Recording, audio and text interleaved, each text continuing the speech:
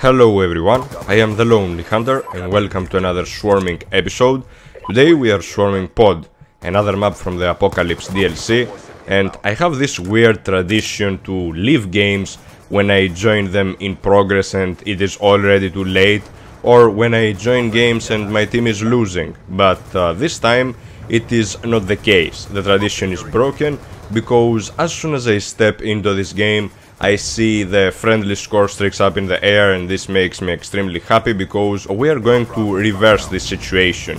But let's talk a bit about the map, because when I saw the trailers, when I saw the screenshots of the new maps, I thought that Pod would be one of my favorite maps. Because of the pods, I really wanted to see how those power positions would play out, because on the trailers they were advertised as some power positions that could enhance your gameplay, because if you are in those pods you would be able to go from one side to the other really easily, and you could easily win gunfights like that. Now, the map was a bit hard to navigate at first, because I thought that I would need a GPS to do that. I was really clueless at first, because the cutouts in this map aren't that obvious sometimes. Sometimes you will get confused and try to turn and you will face a wall. So sometimes be aware of that. You will have to get used to this map to navigate it properly. Apart from that, it is a pretty standard map. It is a small map with long lines of sight. You have seen that trick done before in many other maps in Treyarch games, so it is nothing unknown. You can get used to this map.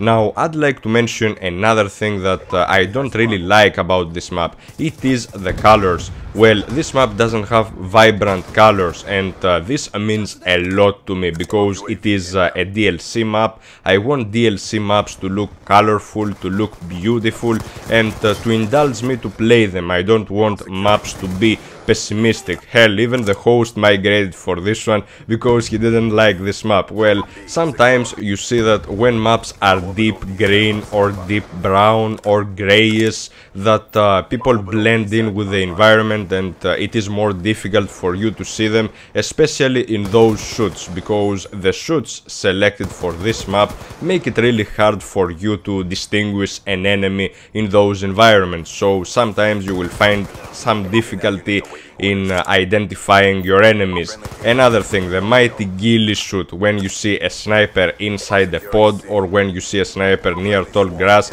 it is really hard to see them, and this is a concern in this game and in Call of Duty Ghosts with the character customization, because I cannot stress this thing enough. When you are able to customize your character and you are able to change your outfit, change your camouflage, your gun camo or your face paint, then you will be able also to choose some brownish, some grayish camouflage for your gun, some woodland camo, or some brown outfit, some ghillie suit for your soldier. So if you do that one, then you will be a really hard target, because you will not be easily identifiable, and not everyone has the perfect screen, because sometimes you have to tweak the brightness for your own screen, sometimes you will have to tweak some things because your screen will have another color range, and not every color will be displayed the way it is meant to be displayed. So sometimes you will have difficulties like that may hurt your playstyle. That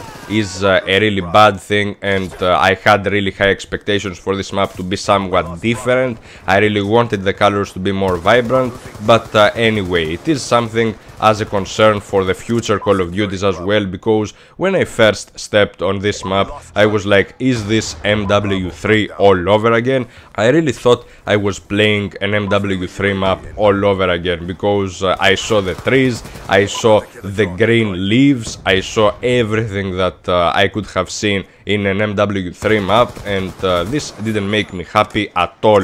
Now, a thing that you will notice is the panic spawning. Sometimes you will see people spawn right in front of you, especially that incident that happened at the beginning of the game after the host migration. Now, this is something annoying. This doesn't really happen only on this map. It happens on every map of the Apocalypse DLC, and it is somewhat annoying to deal with. but it is because the maps are new, the maps are still fresh, and the spawn system isn't really adjusting to the players yet, because there is not so much traffic on that playlist yet. There are not many matches played for the spawn system to adjust, so I believe that this will be fixed in time. I believe that the mistakes will be corrected later on. But anyway, something to keep in mind is that there will be a lot of host migrations, there will be a lot of people spawning in front of you, and I have seen that there is a lot of raids in the Apocalypse DLC,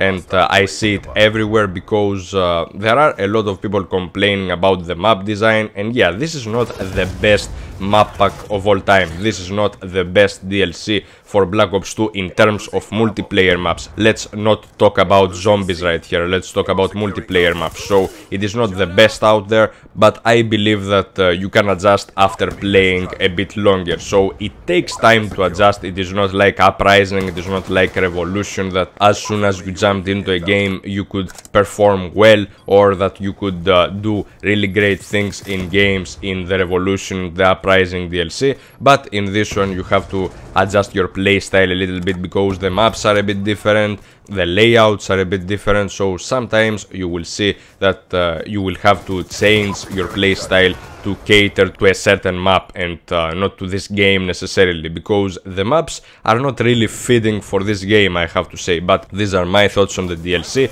these are my thoughts on Pod. What do you guys think about this map? What are your impressions on this map and on the new DLC? I'll see you guys later. I am out. Peace!